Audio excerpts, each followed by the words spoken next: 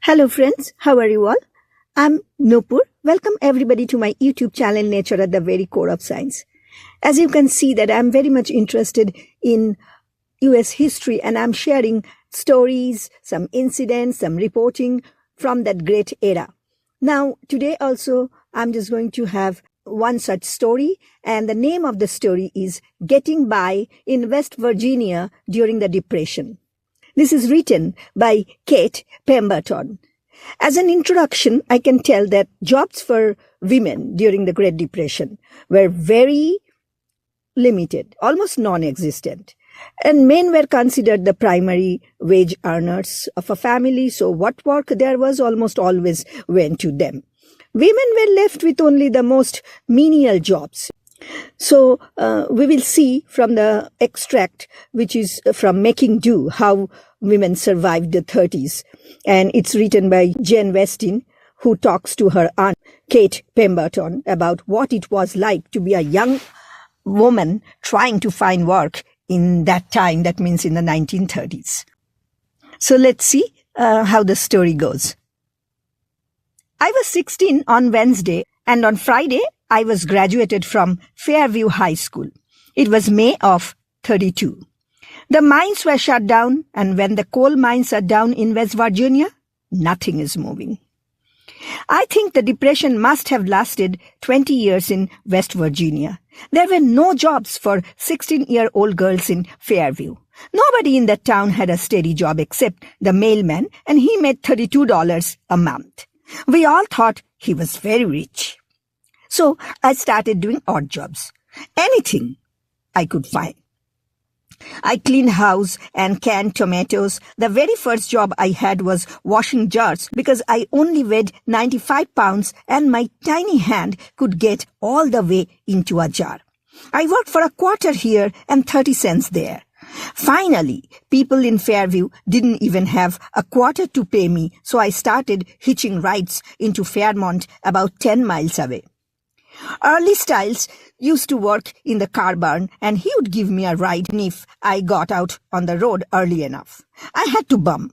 It cost 50 cents round trip on the streetcar, and that was out of the question. So I took an English course at Fairmont High that fall, and I would meet teachers who needed their windows washed or whatever. And I washed dishes downtown in Dave's restaurant when I got the chance, or cleaned tables. What I earned usually went on the table that night. All the time I felt overwhelmed and anxious. Maybe dread is a better word. I always kind of dreaded how I was going to get to class. And of course, there was a certain amount of humiliation because I was not paying my own way. I know I wasn't the only one, but that doesn't help when you are 16. The first big money I made was for addressing envelopes at Fairmont Wall Plaster. That lasted 2 weeks and I got $1.50 a day. After that job, which was around Christmas of 34, I did not work for almost a year. Every day I dressed and hitchhiked into Fairmont and made the rounds. There were always people with 20 years experience standing in the same line I was. Well, I tried to dress the best I could and act as if I was perfectly calm. And you always tried to sell skills you didn't have. I never said I couldn't do it. It made you lie. I got a lot of small jobs by faking and saying I could do things I couldn't do. If they had asked me if I could sing grand opera, I would have stepped right up and said yes. There were no minimum wages and no employment offices trying to help you find work. I mean, if you get a job, you got it by going and knocking on doors. I was always tired. It would be early when I would leave home, usually with no money for lunch, and dark by the time I got back, pretty worn out and hungry. Discouraged most of all. By 1938, I would been out of school for 6 years without a steady job. When I heard they were moving a Westinghouse lamp plant down from New Jersey to Fairmont, I was so excited I got sick. The day they started hiring, I was in that line at 5 a.m. Guess what the first requirement was? You had to be 5 feet 6 inches tall. That let me out. I was only 5 feet 1 inch, and I couldn't fake that. But they soon changed the rule since there were not 10 girls in Fairmont that tall. 5 feet 4 inches was tall for a woman then. 6 months later, I got the call and was hired by Westinghouse. Worked there for the next 6 years. They paid 40 cents an hour to start. After the government got behind the unions, we all joined the United Electrical Workers, CIO.